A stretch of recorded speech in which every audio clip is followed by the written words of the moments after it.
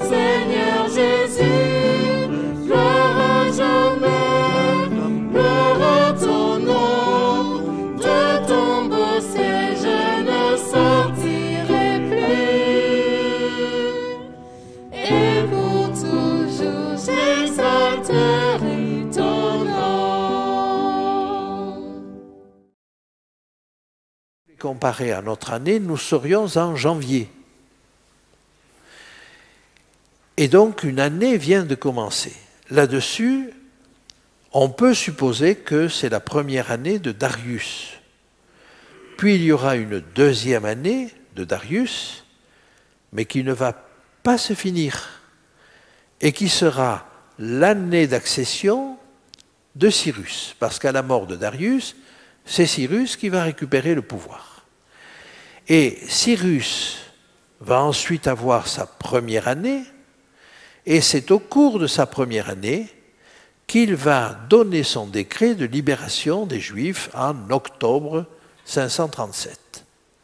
Donc nous sommes dans cette période entre la prise de Jérusalem en octobre 539 et la libération des Juifs à peu près à la même époque de l'année, en 537, 2 ans après. J'avance maintenant, si vous voulez bien, et alors le texte de Jérémie 25 et 29, on l'a lu, donc je vous lis simplement la deuxième partie de Jérémie 29. Vous m'invoquerez et vous partirez. Vous me prierez et je vous exaucerai. Vous me chercherez et vous me trouverez, si vous me cherchez de tout votre cœur. Je me laisserai trouver par vous, dit l'Éternel, et je ramènerai vos captifs.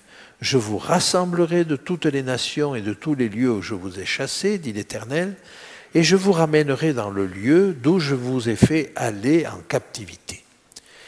Et vous voyez bien dans ces conditions que Jérémie prévoit qu'il y a un changement dans le peuple, que le peuple qu'il avait abandonné jusque-là, en captivité, va retrouver son goût pour Dieu, va retrouver son allant et va le demander. Alors c'est ce qu'a fait Daniel en particulier, et peut-être faisait-on allusion à Daniel, mais il est probable qu'il n'était pas le seul dans ce cas. Dans le contexte aussi, Daniel est âgé. Il a passé toute la captivité et il a, s'il est arrivé à 20 ans, il a presque 90 ans. Alors, je vous détaille un petit peu plus cette chose-là, la prise de Jérusalem en août 605 avant Jésus-Christ, donc vous voyez un petit peu avant le mois de Tishri. Ensuite, la prise de Babylone en 539, et vous voyez qu'entre les deux, il n'y a pas 70 ans. Peut-être pourrait-on dire 66 ans, là. Et alors, où sont les 70 ans? Alors, il nous faut aller un petit peu plus loin, et il nous faut aller jusqu'au décret de Cyrus en 537. Mais si je fais le compte, depuis la prise de Jérusalem jusqu'à la prise de Babylone, il n'y a que 66 ans. Si je vais jusqu'au décret de Cyrus, il y a 68 ans, mais il n'y a pas 70. Mais regardez bien le schéma. Est-ce que vous voyez que Jérusalem a été prise un peu avant le début de l'année? En août, pour eux, c'était le début de l'année était en octobre.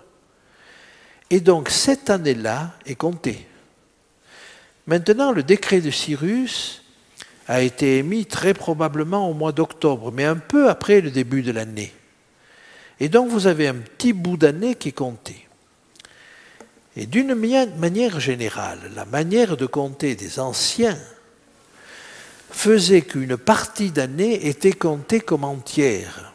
Exemple, quand on vous dit que Jésus est resté 3 jours et 3 nuits dans le tombeau, il n'est pas resté littéralement 3 jours et 3 nuits.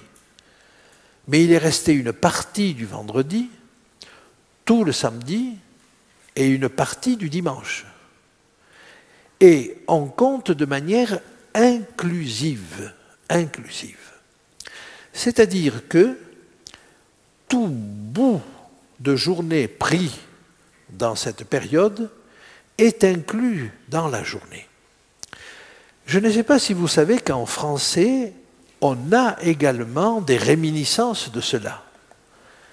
Si je vous dis, par exemple, je vous donne rendez-vous sous huitaine, quand viendrez-vous? Quand pensez-vous qu'est le rendez-vous? Eh bien, en général, vous allez me dire, c'est lundi prochain. Voilà, c'est ce que vous comprenez. Or, ça n'est pas dans 8 jours, c'est dans 7 jours. Ou alors, si je vous donne rendez-vous sous quinzaine, vous comprenez que c'est dans 2 semaines. Mais ça ne fait pas 15 jours, ça fait 14. Ça n'est pas une approximation, c'est une ancienne manière de compter. Et en français, on comptait de manière inclusive. C'est-à-dire que l'on comptait le jour d'aujourd'hui jusqu'au lundi suivant. Et si vous comptez en incluant aujourd'hui et lundi prochain, ça fait 8 jours. Voyez? Et c'est cela compté de manière inclusive. Alors, en réalité, vous le voyez, ça fait 68 ans, plus quelques mois avant, plus quelques jours après, mais ça fait 70 ans. Dans la réalité, il est vrai que ces Hébreux qui sont repartis chez eux au mois d'octobre n'ont pas pu cultiver leur terre de sitôt. Et par conséquent, on peut considérer que cette année-là, sur le plan agricole, n'a pas donné grand-chose. Et comme ils ont été pris en août et qu'ils étaient cernés de toutes parts, l'année agricole aussi était perdue avant. Et dans la réalité, effectivement, ça a fait 70 ans. Alors, j'avance encore un petit peu, et j'aimerais vous parler un petit peu non seulement des prophéties de Jérémie, mais des prophéties d'Ésaïe. Et j'aimerais vous lire quelques versets de la fin du chapitre 44 et du début du chapitre 45. « J'anéantis les signes des prophètes de mensonges et je proclame insensés les devins. Je fais reculer les sages et je tourne leur science en folie. Je confirme la parole de mon serviteur et j'accomplis ce que prédisent mes envoyés. Je dis de Jérusalem, elle sera habitée, et des villes de Juda, elles seront rebâties, et je relèverai leurs ruines. » Vous allez me dire, c'est une prophétie très générale. Ah, vous allez voir qu'elle se précise. « Je dis à l'abîme, dessèche-toi, je tarirai tes fleuves. Je dis de Cyrus, il est mon berger, et il accomplira toute ma volonté. Il dira de Jérusalem qu'elle soit rebâtie et du temple qu'il soit fondé. » C'est rare que dans une prophétie, on nomme quelqu'un. Ésaïe parlait au 8e siècle avant Jésus-Christ, c'est-à-dire 200 ans avant ces événements.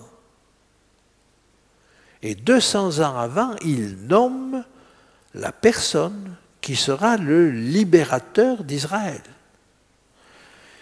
Et non seulement il le nomme, mais vous avez noté le verset 27, « Je dis à l'abîme, dessèche-toi, je tarirai tes fleuves. » Et vous savez comment Babylone a été prise. C'est en asséchant l'Euphrate. Elle est extraordinaire, cette prophétie.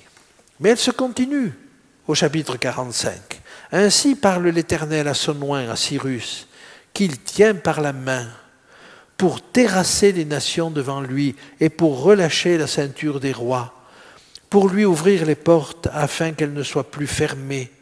Je marcherai devant toi, j'aplanirai les chemins montueux, je romprai les portes d'airain et je briserai les verrous de fer. C'est moi qui ai fait la terre et qui sur elle ai créé l'homme. C'est moi, ce sont mes mains qui ont déployé les cieux et c'est moi qui ai disposé toute leur armée. C'est moi qui ai suscité Cyrus dans ma justice, et j'aplanirai toutes ses voies. Il rebâtira ma ville et libérera mes captifs, sans rançon ni présent, dit l'Éternel des armées. Je tournai ma face, alors, donc vous voyez, en réalité, Daniel sait que c'est Darius qui règne officiellement, mais il sait que l'homme fort de l'époque, c'est Cyrus. Et donc il sait que c'est Cyrus, annoncé par Ésaïe, qui va libérer le peuple. Alors, vous allez voir ce qu'il fait. Je tournai ma face vers le Seigneur Dieu afin de recourir à la prière et aux supplications en jeûnant et en prenant le sac et la cendre. Daniel nous dit qu'il jeûnait en prenant le sac et la cendre. Et jeûner, en l'occurrence, c'était une chose, et prendre le sac et la cendre, c'était souvent pour un deuil, mais pas seulement. C'était l'occasion de montrer une affliction intense. Et donc, il est dans une intensité de prière remarquable. Il sait que c'est la fin, il sait que Cyrus est en place, que c'est Cyrus qui doit libérer le peuple, alors il va prier. Peut-être que dans de telles circonstances, nous serions enclins à dire « bon, mais je vais assister aux événements ». Mais lui va prier. Et vous verrez au chapitre 10 qu'il a fait plus que cela. Mais pour l'instant, restons là. Et Daniel se sent en situation de deuil pour Jérusalem. Alors il prend le sac et la cendre. Et je tournai ma face vers le Seigneur, dit-il. Mais nous trouvons la même chose en Daniel 10, 2. En ce temps-là, et là alors, au chapitre 10, c'est la 3e année de Cyrus. Moi, Daniel, je fus 3 semaines dans le deuil. C'est-à-dire qu'il a fait la même chose. Il a jeûné, il a pris le sac et la cendre. Mais nous verrons que c'est très probablement pour le même but, la reconstruction de Jérusalem et la reconstruction du temple. Nous aurons l'occasion d'en parler. Je vous propose donc quelques minutes d'intermède et on va réserver les questions pour après la 2e conférence. Et donc je vous propose de rester tranquillement sur vos sièges jusqu'à ce que nous voyions la suite de Daniel, c'est-à-dire la prière de Daniel, et en quoi elle est vraiment particulière. Merci de votre attention.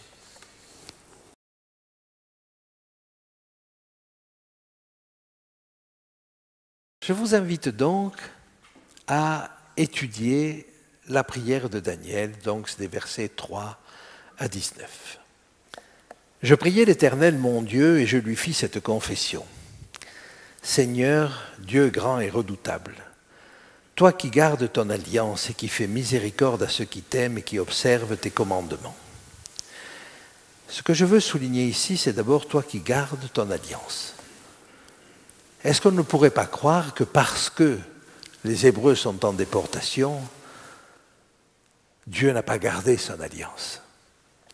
Et tout au long de la prière, nous allons voir que Daniel va dire « Toi, tu as été fidèle. Toi, Dieu, tu as été fidèle. »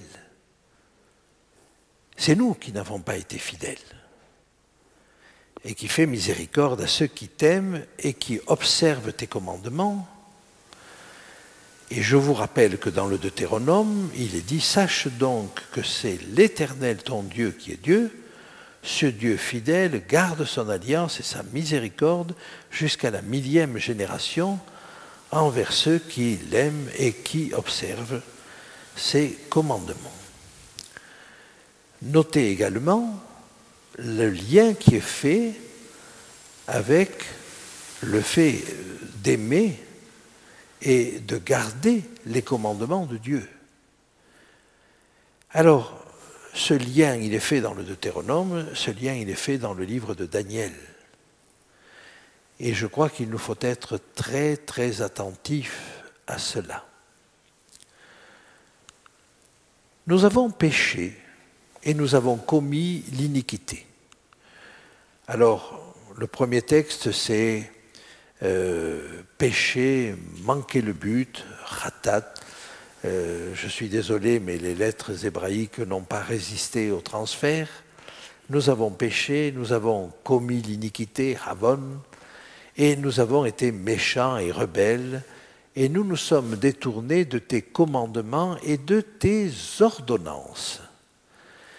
En réalité, le mot qui est là, c'est mishpat, c'est le mot jugement. Que veut dire qu'ils se sont détournés des jugements de Dieu?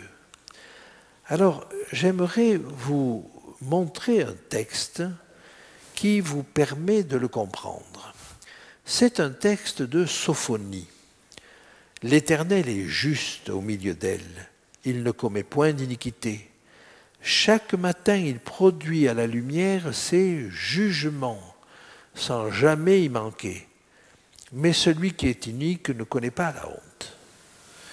C'est-à-dire que celui qui marche avec Dieu va voir dans sa vie des petits signes, des éléments, je pourrais dire des clins d'œil de Dieu, qui lui font comprendre qu'il a pris un mauvais chemin, ou il s'est trompé, ou il est allé de travers, et s'il accepte de corriger, la chose va passer rapidement. Mais vous avez vu que plus il résiste, plus Dieu va être obligé de renouveler ces choses-là. Et vous vous rappelez l'exemple de Nebuchadnezzar, qui a résisté. Il a reçu un premier appel avec le colosse au pied d'argile. Il a reçu un deuxième appel avec la statue d'or que n'ont pas voulu adorer les 3 compagnons de Daniel. Il a reçu un avertissement avec l'arbre coupé et le conseil de Daniel de mettre fin à ses péchés, conseil qui lui a été donné devant toute sa cour. Et comme il a toujours résisté, alors on est arrivé jusqu'à la folie. Mais pour celui qui écoute Dieu, qui accepte ses jugements qu'il produit tous les matins, ces éléments qui lui permettent de se diriger, alors on n'arrive pas jusque-là. Si vous savez reconnaître le clin d'œil de votre épouse quand vous êtes en train de passer à quelque chose qui ne va pas, eh bien vous éviterez des gaffes. Mais si elle est obligée de vous donner de grands coups de pied sous la table, c'est-à-dire, ça veut dire que vous avez déjà franchi des lignes que vous n'auriez pas dû franchir. Alors, est-ce qu'on va accepter les clins d'œil de Dieu ou est-ce qu'il faudra aller jusqu'au grand coup de pied sous la table? Je crois que c'est là la vie intime avec Dieu et savoir discerner ces choses-là. Alors, Daniel va avoir dans sa prière quelque chose de très progressif. Première étape dans la progression du mal, on fait le bilan, Dieu est fidèle, mais Dieu a donné des commandements. C'est le peuple qui n'a pas observé ses commandements. Il a péché, il est méchant, il est rebelle, il s'endurcit, et les ordonnances et les commandements de Dieu étaient une première barrière contre la progression du mal. Et même, je devrais dire, une deuxième. Il y avait les commandements, mais il y avait tout ce que Dieu nous donne comme signe quand nous n'avançons pas dans ses voies. Nous n'avons pas écouté tes serviteurs, les prophètes, qui ont parlé en ton nom, à nos rois, à nos chefs, à nos pères et à tout le peuple du pays. Et j'ai envie de dire qu'il y a là une deuxième barrière, les prophètes. Alors, vous notez que Daniel s'associe complètement à son peuple, alors même qu'il n'a certainement pas péché comme la majorité des gens de son peuple. Mais il s'y associe. Il dit « nous ». Et je crois que ça aussi, c'est un modèle. Est-ce qu'on n'a pas tendance à considérer que c'est les autres qui s'égarent plus que nous? Et de voir, comme on dit si souvent, la paille dans l'œil du voisin plutôt que la poutre dans le sien. Donc, modèle d'humilité, mais c'est une prière structurée et organisée parce qu'il va vous montrer toutes les étapes qui ont été franchies avant d'en arriver à la déportation. Daniel réfléchit à la progression du mal. Donc, deuxième étape, les prophètes. Les avertissements restent sans effet, les jugements produits chaque matin restent sans effet, et les prophètes n'ont pas suffi à endiguer le mal. À toi, Seigneur, est la justice, et à nous la confusion de face en ce jour, aux hommes de Juda, aux habitants de Jérusalem et à tout Israël, à ceux qui sont près et à ceux qui sont loin, dans tous les pays où tu les as chassés, à cause des infidélités dont ils se sont rendus coupables avec toi. Dans cette prière de Daniel, troisième étape, dans la progression du mal, Dieu envoie au peuple des catastrophes. Et donc, il aurait aimé éviter. Il aurait aimé se contenter des commandements, il aurait aimé se contenter des prophètes. Mais le peuple n'a pas écouté.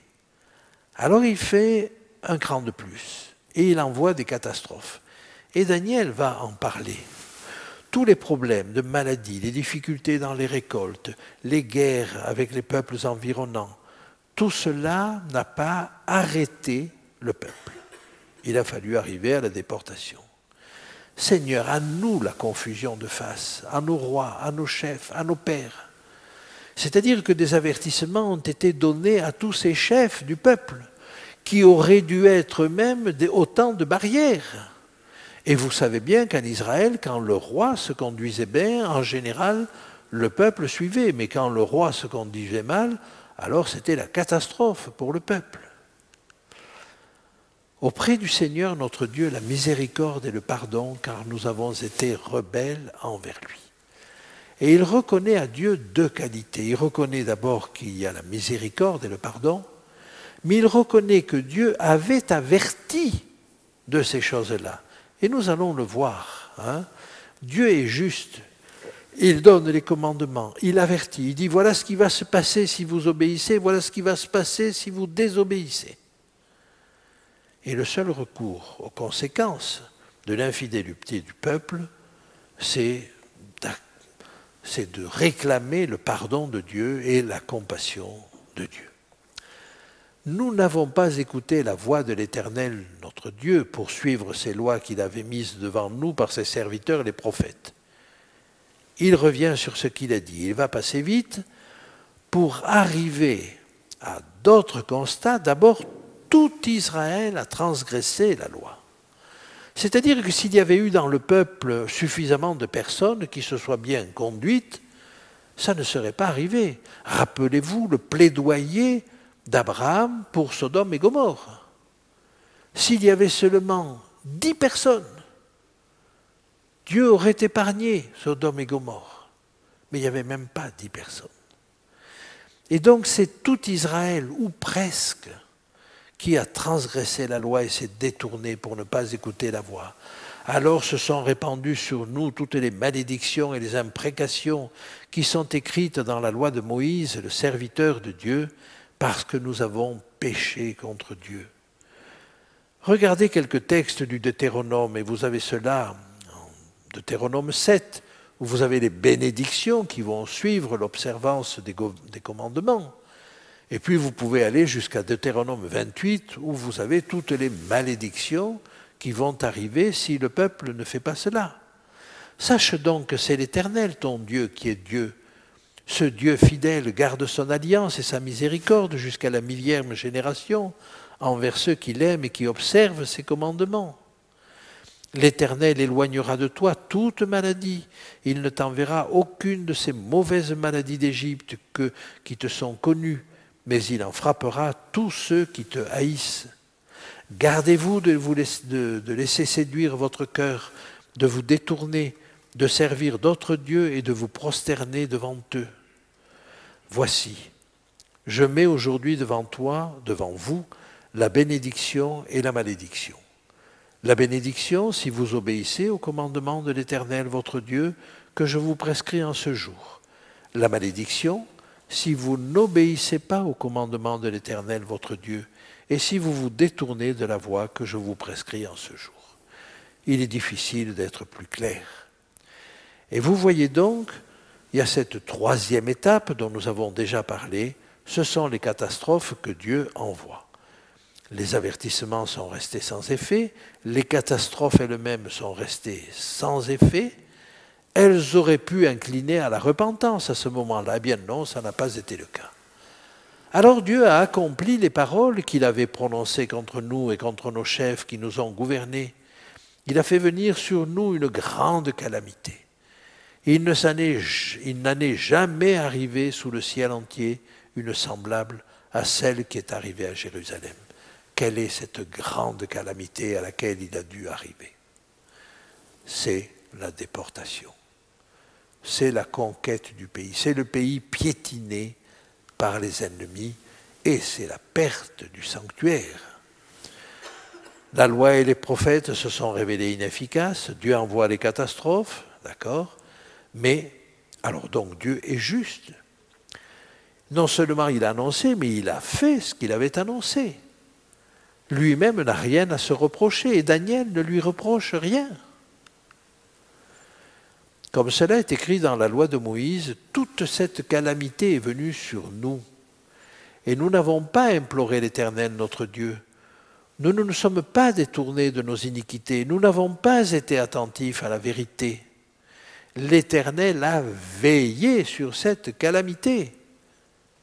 Il a fait en sorte qu'elle arrive. Il l'a fait venir sur nous, car l'Éternel notre Dieu est juste dans toutes les choses qu'il a faites. Mais nous n'avons pas écouté sa voix. Et cette dernière calamité, c'est la déportation. Et donc, quatrième étape dans la progression, après avoir donné ses lois, après avoir envoyé les prophètes, après avoir envoyé les catastrophes naturelles ou moins naturelles, il en arrive à la solution ultime, c'est la déportation. Même en déportation, le peuple n'implore pas Dieu.